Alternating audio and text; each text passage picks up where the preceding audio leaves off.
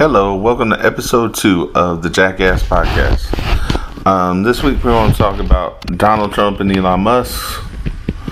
What are the Dems doing? A law that didn't pass in Texas. Some funding laws that did for education. In sports, we're going to talk about the NBA Finals. My thoughts on the tush push, which has been a big issue in football, and what I think about rookies in fantasy. Wrestling, we're talking about Money in the Bank, Worlds Collide, and what my favorite storyline is right now. The last segment we're going to talk is entertainment, remakes, what I feel like's missing, and stories that could be told. So, again, this is the Jackass Podcast. I am Evan Lindsay. I am the Jackass.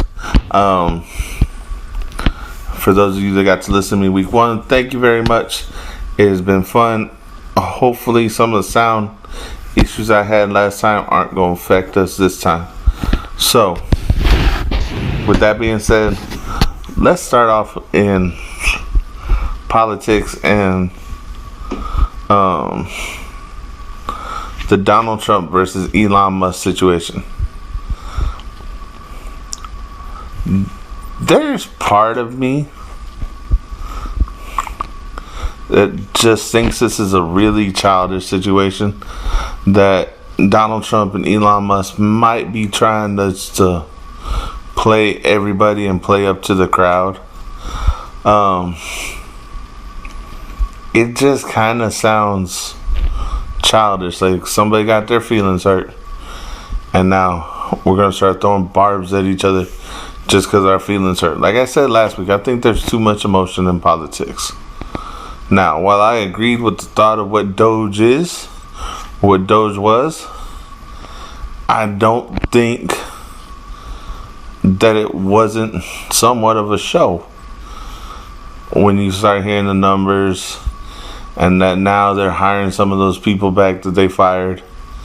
Now, probably some of them may have been a necessary part, and then people are like, oh, we made a mistake. I understand making a mistake, but y'all really have to go look. And I think maybe not government officials and not businessmen, but maybe someone like some actual accountants and some people who understand what's too much for the bureaucracy that we have, because there's been way too many jobs added, I guess, in the past 10-15 years. And it just doesn't make sense that we have to have this much bureaucracy. Or get rid of some of the properties. Cut something. Like, let's start being smarter with the money that the government spends, and stop adding more money just because the government is willing to spend that money. Now,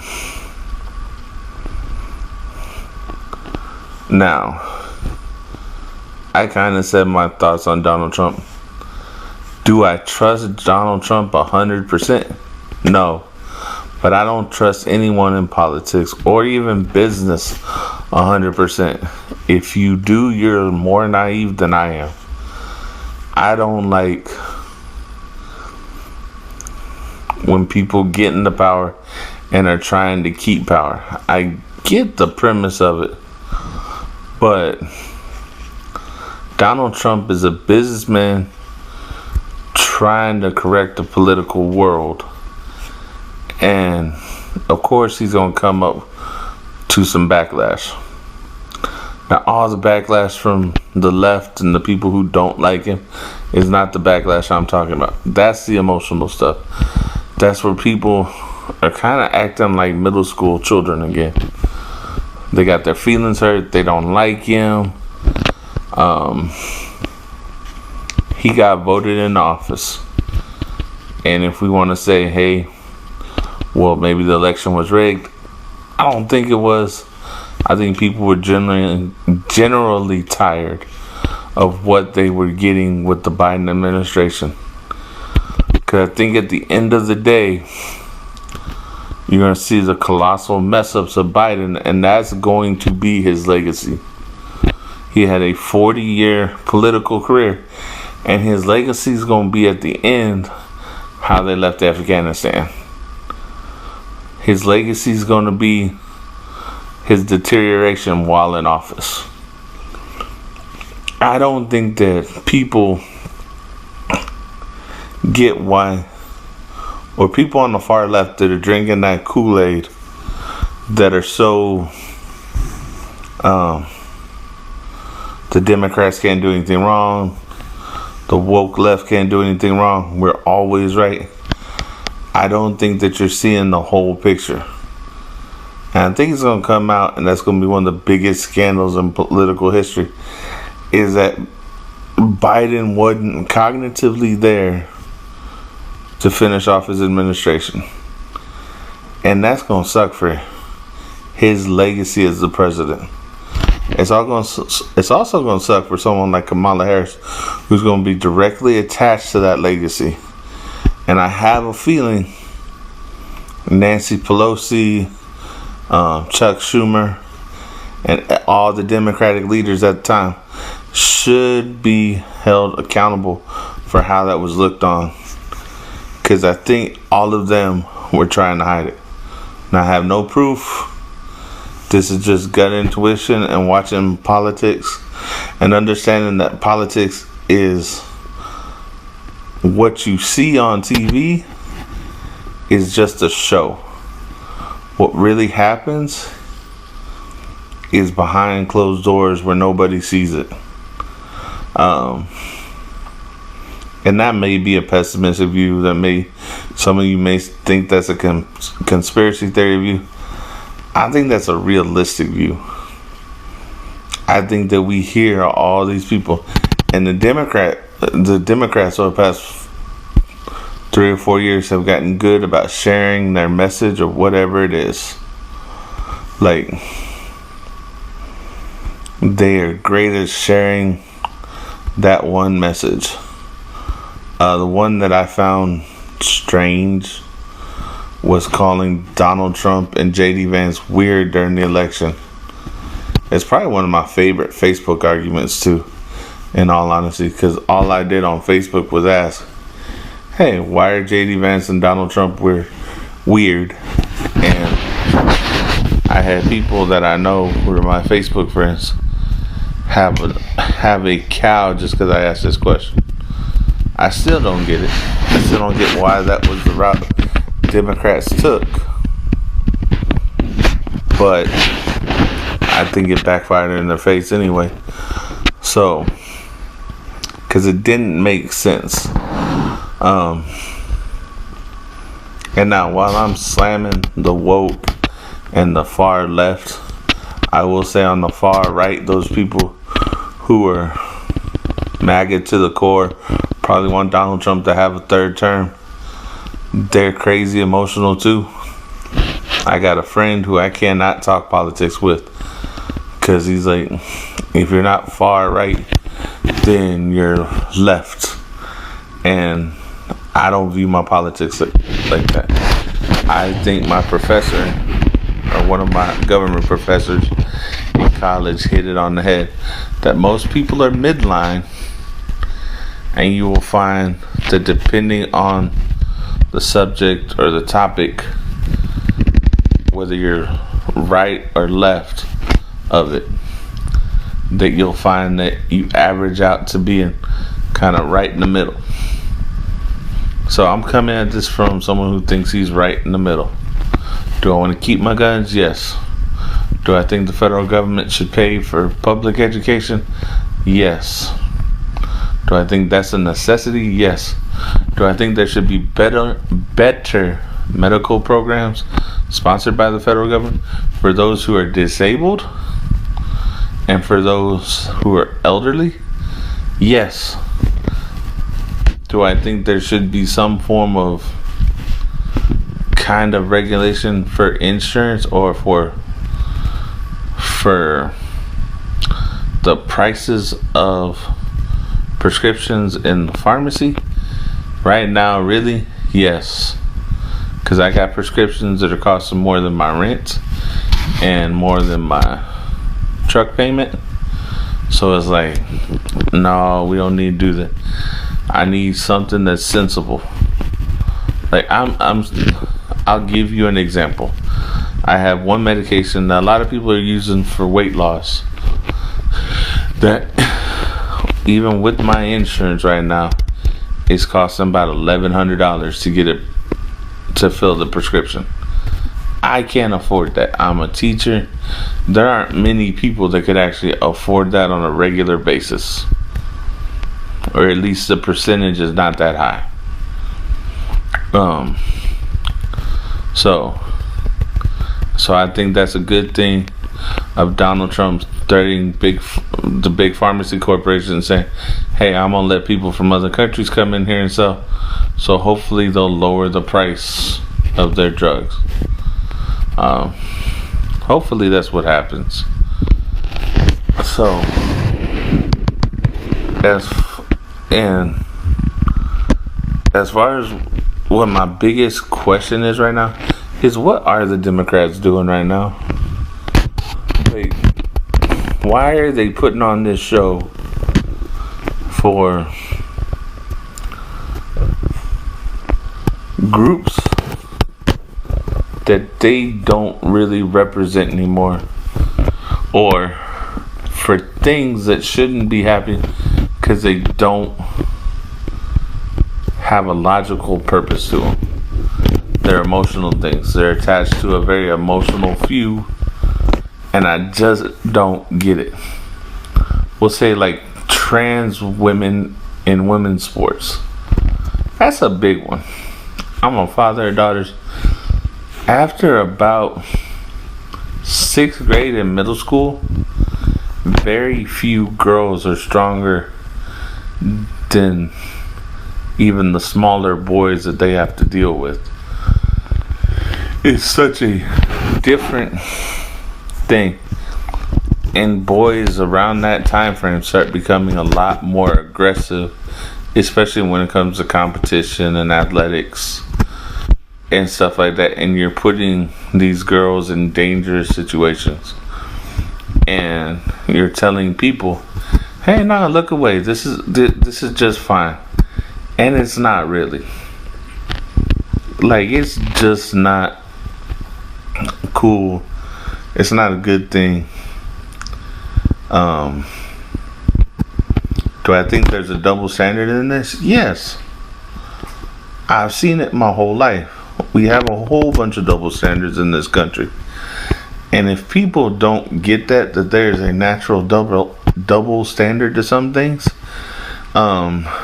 you probably need to grow up a little bit. You need to start thinking, start looking at the whole picture, and stop being such a baby about, oh, well, it's not fair. If you can't play the sport within what you should be playing the sport within, like you're not top of your gender in that sport, but you top the women's, and I'm speaking to the boys who do the trans stuff. If your ego's so hurt just because you aren't that good that you have to fill yourself up and go dominate women who you know you're physically better than, there's something wrong with you mentally. This is one I have a really big hang up on. So, and it's just gotten more annoying the past couple of years hearing about it. I just want to know what the Democrats are doing. The party that was the party for women is not protecting women anymore. The party that got Title IX passed is not. It's trying to use Title IX against women for an under 1% demographic. of someone choosing to be the other gender. Like, let's really think about that. That's not cool. So, and if you really don't like what I've said about this, I'm fine with that. Have fun with it. Blast me for it. I'm gonna stick to my guns. That's the reason this is called the Jackass Podcast. Now, I'm gonna go a little bit more local. Texas had a bill that was passed in the House for the removal of our state testing the way it is, where it's like 1 day per subject. And if you're like me, where you graduated early 2000s, in the 90s and 80s, like you've already had your 20th reunion, you're about to have your 25th reunion. School is not the same. And school is not even the same from when I started going to school to come back to school. It has got even more ridiculous. So the state of Texas has a test called the STAR test. And I'm going to say this. If you want to see how ridiculous some of the questions are, how complicated they are, go check out on the TEA website. They release the STAR test yearly, so everybody can see what the kids are being questioned on. So, the House passed a bill that never got past the committee between the House and the Senate in the state of Texas to remove the STAR test and to go to more of a I would call it map-like testing. If you don't know what map testing is, I don't know where. It's a national test that school districts can choose to use. The state of Texas is, maybe not the state, but districts within the state of Texas have chosen to use it to show growth through the year of the students. They take it 3 times a year. They take a math one, they take a reading one. And this is also tied to teacher incentive pay in Texas. So we had to have 2 tests. The STAR was one, and this map growth test was another one. And it'll show you how the kids grows. The map growth test is really cool in that in the first 6 to 8 questions, it figures out what level that student's at, and it tailors the test to that. So that's the cool thing. So the kids, so you don't have to be as strenuous on the kids not looking around, not doing, they can take the test at their own pace. They kind of have it set where it's like a 45-minute test instead of like a 4-hour test. So even on the days that we do the map test, we only cut half the day out. So me, that's cool. I like that better than when this year we took the STAR test for the 2 days that everyone was taking the test. We were locked down pretty much until about 20 minutes to the bell. So that means if you're in a testing room, you're in there, you're not allowed to do anything. The kids aren't allowed to do anything. It just causes a lot of angst and stuff among teachers and kids. And it's one of the most ridiculous feelings in school. Because my teaching license, if something happens bad on the test, we catch a kid cheating, we didn't stop something, we didn't notice something as a teacher, you're told to actively monitor. You have to take down anything that would help kids. The way, and I'll go off on this in a second, the way the state does the test is not the way that we have to do it within the classroom a lot of times. And I'll go into more detail about that in a second. So there's been a push the past couple sessions of Texas of getting rid of the STAR test. This push, when to more like a 3 times a year test. So we're going to take out social studies, because really, kind of depending on where you're at in the country, depends on what history you learn when. So like middle schoolers in the district I'm in, and probably around the state, have to learn world geography or world cultures. So it's world geography with the culture of the countries that they're looking at for 6th grade. Then 7th grade you go to Texas history. So it's the history of Texas, which you can get through in 1 year reasonably, and they don't test on it. And then 8th grade they take U.S. history, which kind of, there's a flow, there's parts of it that are the same and can be built upon every year. So in Texas, the STAR test for 8th grade, like, they only get tested on history twice. They get tested in 8th grade and 11th grade, and both on U.S. history. The 8th grade one is I think it's the pre-World War One. It goes through the Civil War. It goes through the Industrial Revolution and reforms. And then I think it starts World War One is where U.S. history takes place when you get to high school. Now, mind you, you've had 2-3 years in between those two, so you probably forget stuff. They probably have to go over stuff, and it's just a whole kind of fuss. But this bill was going to take it away. That's the social studies testing.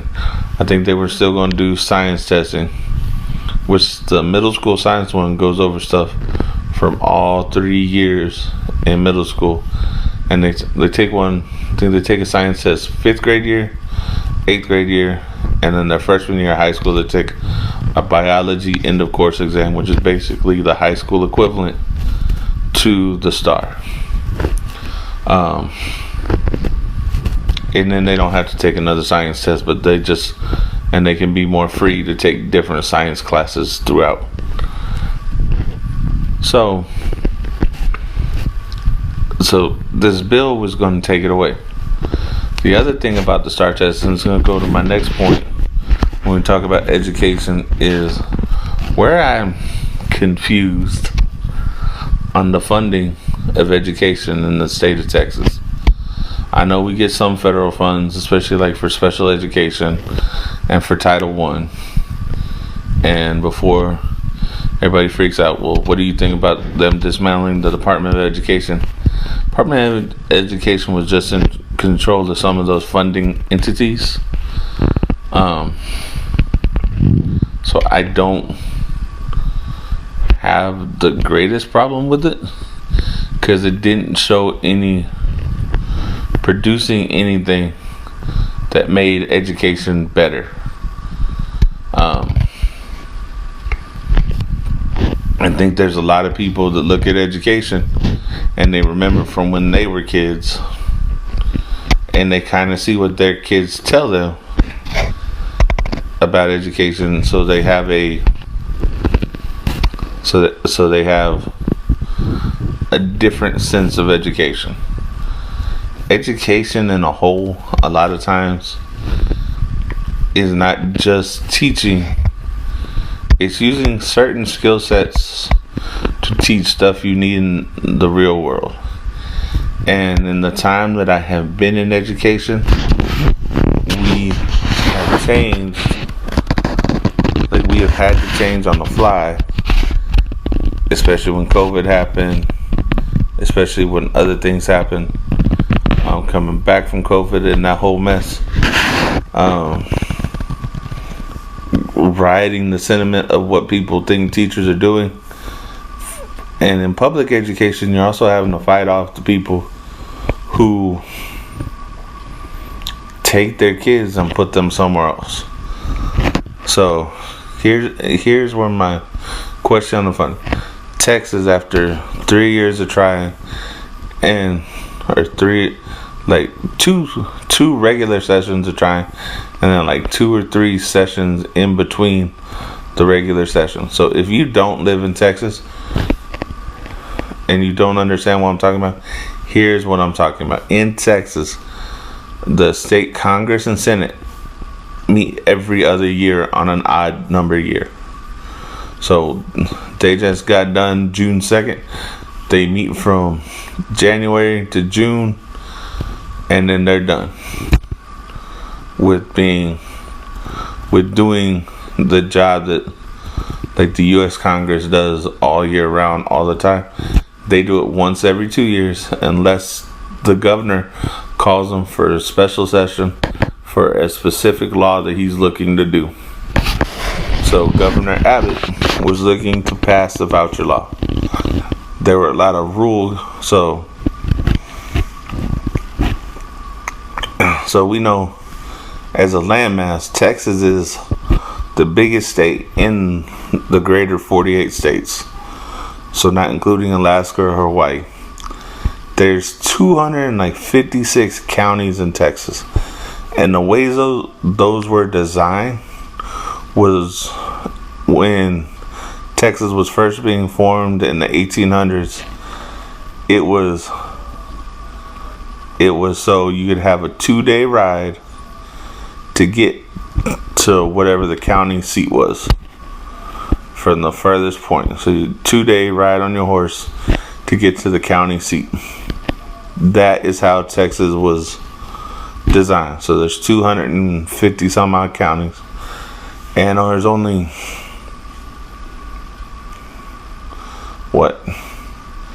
technically 4, 5, maybe 5 to 6 major cities in Texas, and then some smaller towns. So San Antonio, Austin, Houston, Dallas, Fort Worth, and El Paso, and Corpus. So 6 or 7 major towns in Texas. And then the rest is just rural country. So, like, everybody hears about Dallas, Fort Worth. Dallas and Fort Worth are technically like a 45-minute drive from each other, and there's a whole bunch of space in between it. So when you look at a Texas map, it's a little different than most. It takes a full day to go east to west in Texas and north to south in Texas. So we get to drive a lot here in Texas, if you did not know that. But when we talk, so Governor Abbott had trouble passing this voucher bill, which was going to take from public funding for schools and give like a $10,000 credit to parents who wanted to take their kid to a private school, and up to a $30,000 credit if their kid has special education needs to go give to a private school. And so, but the thing about private schools is they don't have to follow the same regulations as the public schools in Texas. Private schools don't have to take the STAR test. Not necessarily, depending on the school, do they have to have accredited teachers. Sometimes private schools pay less, sometimes they pay more, depending on the private school. They just don't have to follow all the same guidelines as students in public education or even the charter schools. Charter schools, if you did not know, are publicly funded entities that are for profit. I worked for one, and so they would be publicly funded. They still had to take the STAR test, but they got to pick the kids that they wanted to take. They may not have nearly as many kids. So, in the district I work in, we have in San Antonio or in Texas, you have the class system set by population of the kids. You have single A all the way up to 6A.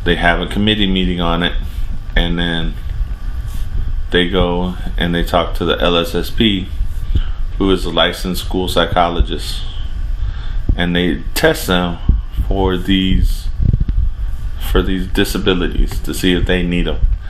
And then when they're done testing, we have what we call an initial R, or annual review and determination, to set up an IEP, which is an individual education plan for that child. And we take data from all the kids' teachers, and the parents and the school psychologists, and we kind of mesh it all together, and then we start seeing what will work for this child and what won't work for this child. And depending on when that child is diagnosed, or when they come across whatever their disability is, you have to come up with a specific plan for those children. So when that happens, so say they have a reading comprehension disability. One of my things every year is I have to make sure, is it still something that they're struggling with? Are they struggling with it more than the kids in their other class? And then the kids that are in their class, and then how can we focus on the reading comprehension? Is it like something specific they don't get, or something that they do get? So, or if you have kids with like autism or ADHD or ED, well, do we need to give them a place to cool down? Do we need a place where they can de-stress, regulate themselves? And that's my job. That was my job this year, was helping them figure out how to regulate themselves, or how to do a whole lot of stuff, like in my classroom, to regulate themselves and just whether it was calm themselves down, just get themselves where they can go back to class. Or if a kid can't handle being in class, I'm one step to where, okay, we figure out what classes can this kid handle, what classes can this kid not handle. Maybe it's a personality conflict with the teacher. Train the teachers and figure out what we need to do. So that's where my question on this funding is if you're telling public education that we're not going to give you the same amount of money per student, plus we're not going to follow our own recommendation from 2 years ago where we raised funding per student at least $1,000. I think in the past 2 times they've raised it $400 per student. And then you're going to say, no, we're going to give $10,000 vouchers for kids to go to a private school that doesn't have as much regulation. There are some things that actually need to be kind of regulated in this state, or in any state, irregardless of what your opinion is. And education is kind of one of them that really needs to have some oversight that's equal for everybody. So that's gonna be all I say on education this week. It's my summertime. Here in the next couple of days, I'm gonna start going back and being a coach and do skills training and conditioning and strength and all that for the next few weeks. So, but I will still be doing this. As far as like for sports this week, man, Indiana in the NBA Finals, coming back from 20 down, having 25 turnovers, 20 of them in the first half, and last second shot, Halliburton, for I think the 4th straight series in game 1, hit the game winning shot. And it was a pretty shot too. I may have been wrong about my take on this series. I hadn't really watched Indiana much. Like I said, I'm a Spurs fan, but it's been kind of up and down to me watching professional basketball as much, because when I start coaching basketball, I see all the things that pros do that aren't what I consider good basketball. Like, I consider watching, like, when Golden State's moving the ball, when the Spurs move the ball, it's pretty. Excuse me. Basically, when anyone moves the ball, I think that's the way you should do this. And that's pretty basketball to me. Moving the ball inside to outside, getting the ball close. I think layups and dunks are a lot prettier than a 3-point shot. Like, I can get a 3-point shot can be a big momentum change, and it even was when I was a kid. But I think, and because of the way I see it affecting kids now, because Steph is a unicorn, he is not a normal basketball player. He worked to get that shot, and he made that shot look so easy that kids are trying to emulate him, but they don't emulate everything that he does on a basketball court. The movement without the ball, like the moving to the hoop, the practice and the dribbling. Everybody sees what the outcome is and doesn't realize how much work that man had to put in to do that. I understand that the game has gone more outside. We have a lot of European influence to it. I just think that getting the ball on the inside, cutting into his own or cutting into man, is prettier to me than just shooting 3 balls. I think it's become like a lazy basketball, and the kids see it. And so they want to do lazy basketball. I don't ever want to see a game where it's just 3-point shooting, because that would be annoying to me. And I love basketball too much to want to be that annoyed by basketball. Let's talk about NFL news. Aaron Rodgers signing with the Pittsburgh Steelers. Aaron Rodgers is truly taken after his first teacher in the NFL, and he's getting really annoying to me, like Brett Favre used to. Like, Tom Brady, I know, wouldn't go to training camp or wouldn't go do this stuff, but at least you knew when he said he was coming back, he was coming back. When Peyton Manning said he was coming back, he was coming back. They weren't divas about it. Like most of the quarterbacks, and I'm not talking about divas that need a contract. That's totally different, man. They're professional athletes, and the way the structure's set up, they should be able to make their money. But a lot of people are divas, and Aaron Rodgers thinks he's so good, but he hadn't really led a team anywhere in the past few years, and he had some decent stuff around him. So I think he's on the way down. I think Pittsburgh messed up royally. I think they should have kept who was it? Fields, right? Yeah. I think they should have kept Justin Fields and had him be their quarterback of the future. You could have changed that offense just a little bit, run it kind of more like an option thing, like what Baltimore does.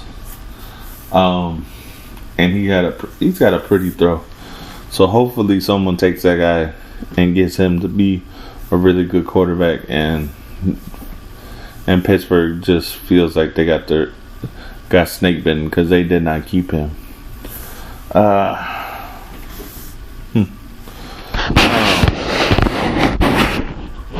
Now, I originally said I want to talk my thoughts on the tush push.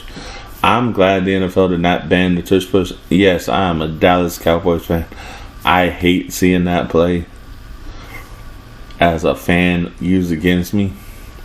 But I think it's the coaches and the players' responsibility to figure out how to stop that play.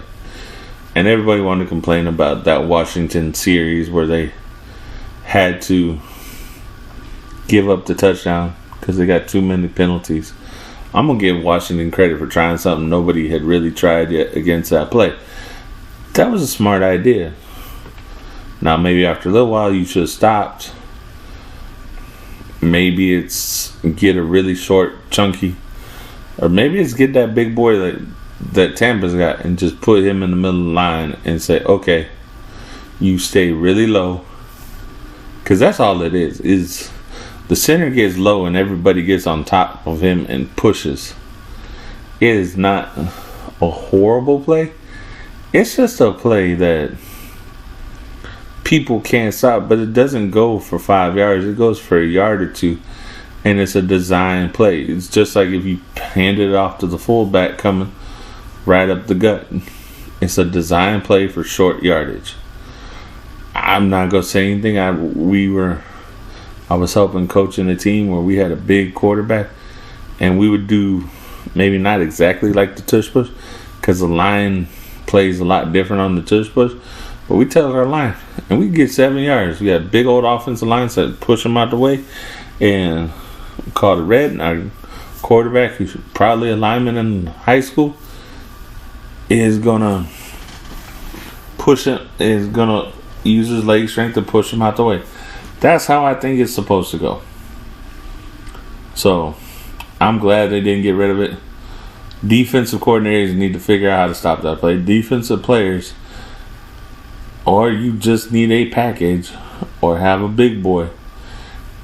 And I think the reason, actually now that I'm really thinking about it, I really think the reason it works is because so many defensive lines don't have a really big technique sound big boy on the defensive line. They have a bunch of speeders who are technique sound to go up the field and run what the concept of a Tappa 2 defense is, and that is rush the passer and catch the run while you're going, instead of react to the run and react to the situation and go downhill and push against the offensive line. I think we've lost a lot of that just because, and some of it's just because they throw the ball so much more now. So when you get into a play like the tush push, I think that is just situational, and I think it just works so well because Philly doesn't ever have like the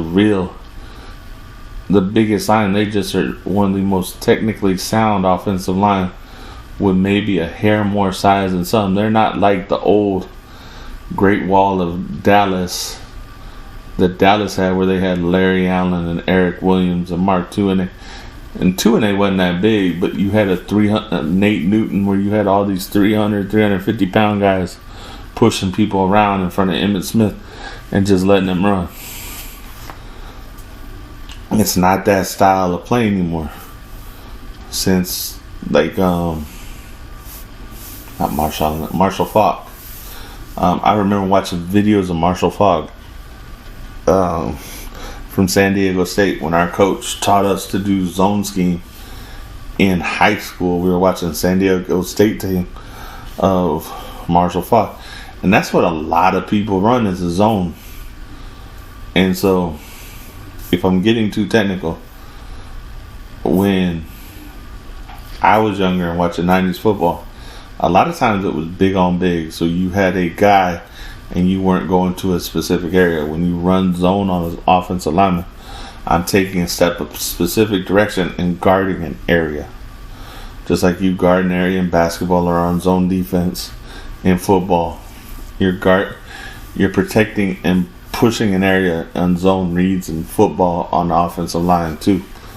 So that may be another thing that's gotten all the tush push. So that's my thought on it. I'll make it more concise right now. I think it's a good play that's used by a good team that they shouldn't be punished for, because other teams in the NFL are not prepared to stop it. So now my thoughts on rookies and fantasy football. I have a hesitation to do a lot of rookies unless they're first rounder, or unless they're kind of the one or the two, or someone that you think's going to be a one or two. Running backs, I can see putting in rookies real quick, especially if the rookie you see fits the offense that they're going to. One of my favorites to remember is Davion A-Chain. I'm a huge Aggies fan. So one of my catches that I tend to do in fantasy football is find an Aggie or a former Texas A&M Aggie, or find a Dallas Cowboy. And I don't want too many of either, but I want at least one of each. And A-Chain was a hell of a fast runner in college, and he's a hell of a, and I thought the way that Miami was set up, he was gonna be a beast. And then he's had remarkable games, and yeah, he's had some injuries because he's not the biggest back in the world. But I thought his skill set fit what Miami's offense was. So I tend to look, especially if I know who the player is, at the offense they're going to and the offense they've been in, and see if it meshes to what their actual skill set is. I'll give you my blunder of probably all time on fantasy trades. It was Odell Beckham's rookie year, and my Giants fan friend, because I had picked him up in a late round, and we had a keeper league where you keep a player for 3 years, and I didn't know much about Odell Beckham, but he went to the Giants. So my Giants fan friend, me and him traded, and I got what I knew was a steady receiver for Odell Beckham. And then my buddy kind of went off and won the league for 3 straight years because he had Odell Beckham on his roster. So I know that there's sometimes, and that's just, in like the past 10 years, that's become more of a prevalent thing than it was before that. Because it took rookies time to get used to playing the coverages, and since they've kind of loosened up or tightened up the rules on how receivers can be covered and what you can do to receivers at the snap of the ball, now people are just taking off more and doing more of the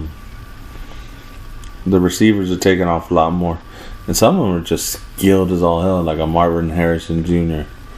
Saw one of my buddies saying, "Oh, well, I won't go for so-and-so because Ohio State." Like, I don't know why you wouldn't go for an Ohio State receiver if you're doing a rookie draft, because they tend to be really good and have been as long as I can remember.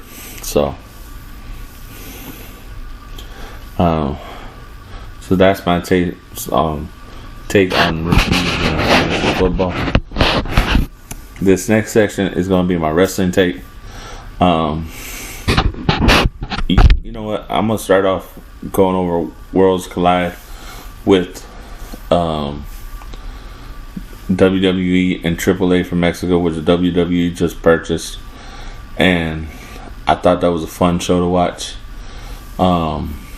If you don't know what the concept was, is they had WWE talent versus AAA talent in almost every match in some form. A women's tag match, 2 trios matches, a 4-way dance for the NXT North American title, and the Mega Championship, which is AAA's big belt. Come to find out, and to me, that's a fun watch. I remember as a kid always watching lucha style wrestling when you watch like WCW, and we got the cruiserweights or light heavyweights in WWE, and they were high flying, and that's fun to watch.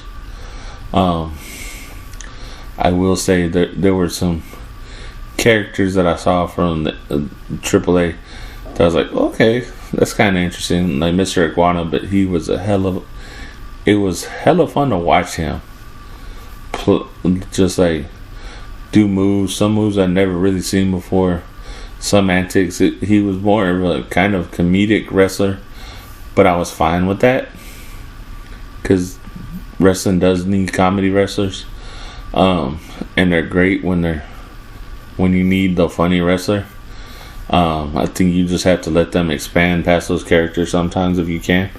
And this reminded me of watching Lucha Underground, which I loved watching, which brought some great wrestlers that you hadn't seen before. Let them fly high and let them like Ricochet as Prince Puma in Lucha Underground. I kind of fell in love with his style of wrestling when I realized it was him when he went to WWE. Wasn't like I read up on his whole story. I just realized it watching. It was fun to watch. So AAA was kind of a throwback to me watching matches I used to love when I watched WCW Nitro. When you'd watch an Eddie Guerrero, or you'd watch a Rey Mysterio, or you'd watch a Dean Malenko, or you'd watch La Parka and Psychosis. I loved watching it. So I still kind of love watching it when I see the high flyers in WWE. Sometimes they do way too many, but if it makes sense within the match, then it's great.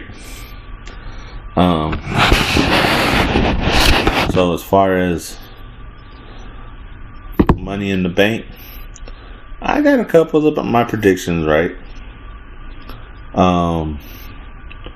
We'll start off with the women's Money in the Bank match. I was happy to see Naomi win. I think her storyline is one of the best in the WWE right now, and I think they're going to continue on that storyline with her having the chance to get the title. I wonder how long they're going to let her wait to cash it in, because she's going to cash it in as a heel, which is going to be great. Some of the babyface cash-in have just been lame. I like the heel cash-ins where they basically, whoever they're cashing in on is so beat up they can't really defend themselves, so they get a chance at the title. That's great. Let them. Seth Rollins winning. The part of the match I liked the most were there were two. Well, when the two factions got in, Jacob Fatu and JC Mateo versus Bronson Reed and Braun Breaker. Those are matches that I would love to see. My favorite part though was Jacob Fatu screwing over Solo Sikoa. I've been waiting for that, just because something different about Jacob Fatu than his cousin, and I like him more. I don't know if he's going to be a babyface, but I think he's going to be just a top draw sooner than Solo will. Solo will eventually be there. I think he's just got to refine his mic skills, and I think he's got to refine like the emotion he brings if he's going to be a big name. Some of the spots in that match were crazy. They always are in the Money in the Bank ladder match. It was fun to watch. And if you want to know, I did put who I thought was going to win before watching Worlds Collide. Each match that was on the card already on my TikTok. Evan Lindsay 50 on TikTok. So you can go check it out if you want to see what I was saying. The women's Intercontinental match did not end the way I wanted it to, but I can kind of understand using Becky Lynch to elevate this brand new title and giving her this mid-card title that she didn't have around when she was coming up, and giving someone like Lyra Valkyria a good rub and getting her to come out of her shell. It has been one of the more entertaining storylines every time I've stopped on it since like WrestleMania. Listening to what they say on the mic has been really good, and they're both gotten really comfortable on the mic. Their matches are always great, so it's always a fun watch. The Dominic Octagon Jr.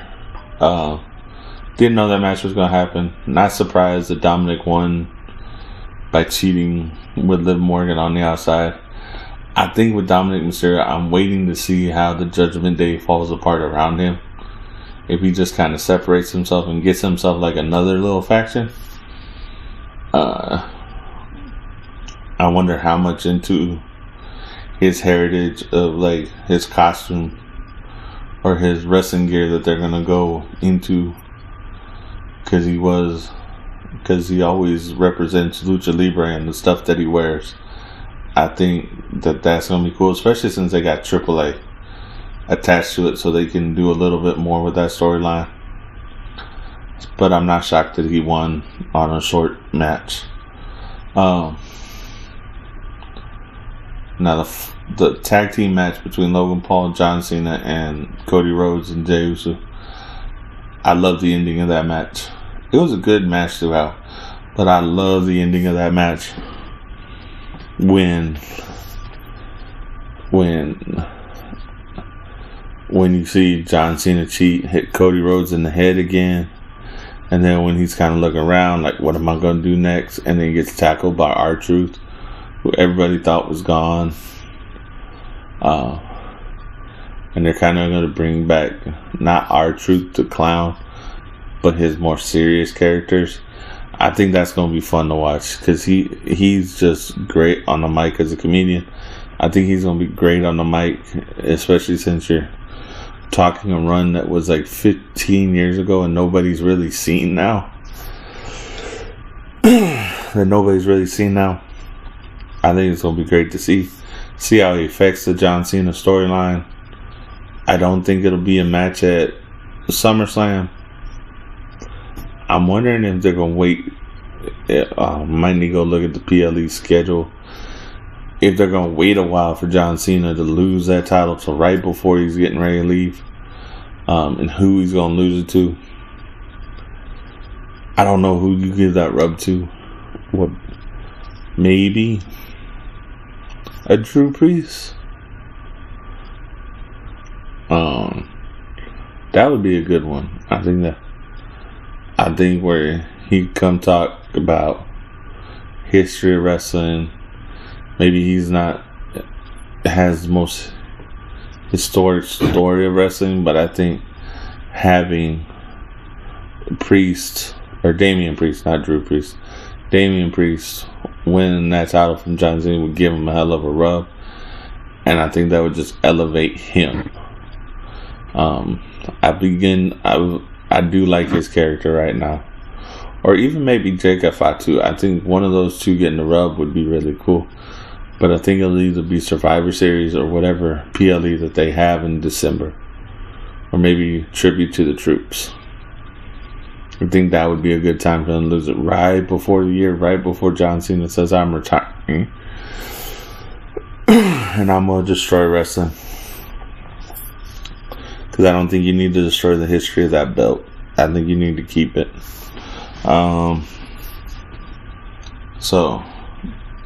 And my favorites, and since I wrote it down, my favorite storyline right now in wrestling is probably Jey Uso's storyline of becoming the champion. I like seeing it. I like seeing he had to fight Gunther for a while to get over it. He's a beat up guy, but he's always willing to fight. It'll be interesting on Monday to see how that match with Gunther goes and see how he takes over for Gunther. Do they let him beat him again and then have Gunther go fight for something else? Or do they have him chase Gunther for a little while? I think both would be good, but I think you need to keep that belt on somebody for an extended amount of time at some point in time. Like a Gunther Intercontinental run, or maybe not quite as long as a Roman Reigns run, but I think it needs a long year and a half title run with one of those guys. I think it may be Jey. I think you go till with Jey, you get him going as a babyface till next year at WrestleMania, or maybe next year at Survivor Series, and give that title a proper run, and just have heels in front of him, a Gunther, a Braun Breaker, a Seth Rollins, Bronson Reed, Chad Gable would be a good one, and just see maybe Xavier Woods or Kofi Kingston, because they're really good heels right now. And I would bring back some old New Day and Uso stuff. I think those would be good. Just line them up and let them fight them a couple times, and then just kind of build that title run. I think it'll also make Jey Uso more credible right now. I do love watching them though. It's fun to watch. It's fun to watch the crowd interaction. It's like a modern day Hogan-esque or just Cena in his prime kind of feel to it. So it's really cool. Now,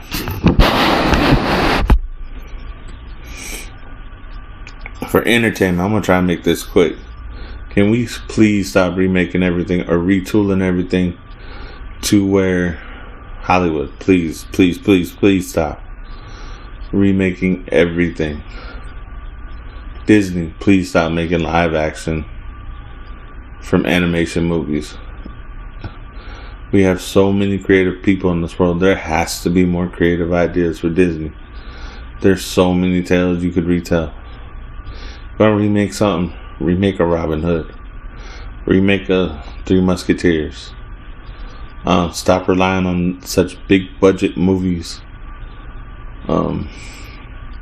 I think series that just kind of got to be like long drawn out series that you couldn't really plan for, like a John Wick or Jason Bourne series that has such longevity, or even like a James Bond type series.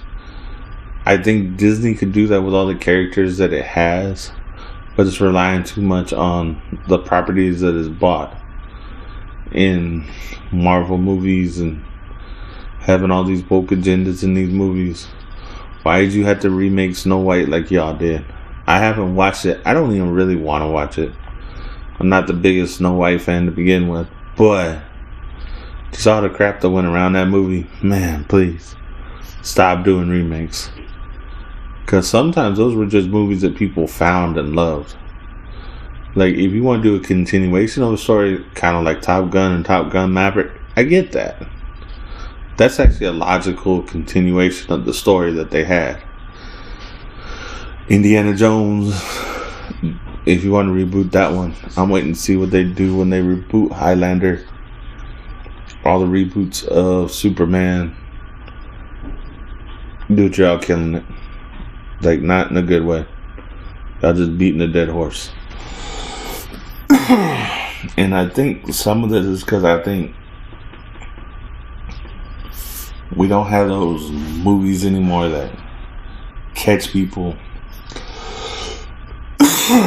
like they did in the 90s or the 80s, where you find that movie that wasn't big budget and would just fall in love with a character. We haven't let a lot of these people make that character, that Vince Vaughn type character, that Good Will Hunting type character, that not big budget movie, but made a big impact movie that has the same feel that those movies did. Feels like Hollywood's going for trophies to pat themselves on the back and as much money as they can possibly make. Well, I understand what that's movies are for. They're an artistic expression, and there's so many stories that you could tell now. Like, seriously. There's been a few movies about 9/11. And those were blockbuster movies, but you could have some more. A movie like Sully doesn't come around that often. There's so many movies from the military, from declassified information that you can make up. Like, there's so many stories out there that we don't get to see in a movie because everybody's afraid to take those risks now.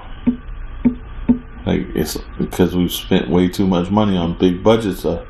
So when a big budget one busts, it means that we're not going to get the small budget stuff that would help what Hollywood was doing, that would showcase what people were doing. And I think a lot of the small budget stuff is going more to Netflix and Hulu and Prime. And there's some good stuff that when you start watching it, you're like, ooh, that's kind of cool. The Reacher series, but that's kind of a big budget film too. A big TV show. Just bring back some of those things. Like, yes, I love the live action Ninja Turtles, and I love but remember, that first live action Ninja Turtles was an independent film that just carried so much weight for something that was kind of an underground thing, that was a kid's thing, an underground comic, and just made a lot of people a lot richer because a lot of people wanted to go see it, and we don't have those movies. The original Lion King was kind of an underground thing, even at Disney. Yeah, it was a Disney movie, but it wasn't Beauty and the Beast, which is a tale that we'd all kind of heard. It wasn't Little Mermaid, which is a tale that you probably read. Pocahontas, which is a folk tale that you've heard in the U.S. It wasn't one of those. It was just, even if they ripped it off some cartoon, it was still a tale that not many people knew. And I think there's so many more stories that could be told. Instead of stuff for big budget or big selling books, find a small book. I think we need more rom-coms back. Even though I don't really like it,